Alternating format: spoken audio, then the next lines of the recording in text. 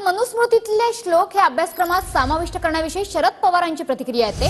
मनुस्मृतीतले हे श्लोक अभ्यासक्रमात घेऊन सरकारची मानसिकता काय आहे हे समजतं असं शरद पवारांनी म्हटलंय। सोबतच शैक्षणिक क्षेत्रातल्या जाणकारांनी यावर बोललं पाहिजे असं शरद पवार म्हणाले। तर विनाकारण संभ्रम निर्माण करण्याचा प्रयत्न चुकीचा आहे। मनुस्मृतीतील श्लोकांवर होणाऱ्या वादावर देवेंद्र फडणवीस यांनी देखील प्रतिक्रिया दिली आहे।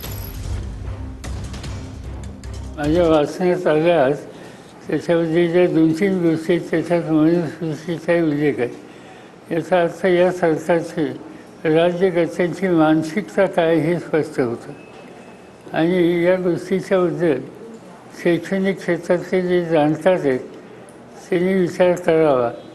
यासंबंधीची आपली आग्रही भूमिका सरकारच्या समोर घेतलीच पाहिजे।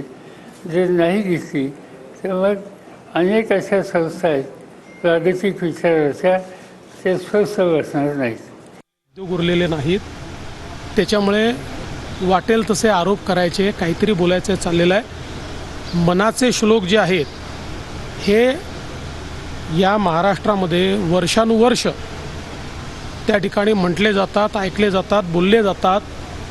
त्यामुळे आता ते अभ्यासक्रमात आहेत की नाहीत हे मला माहिती नाही, मी ते काही तपासलेलं नाही।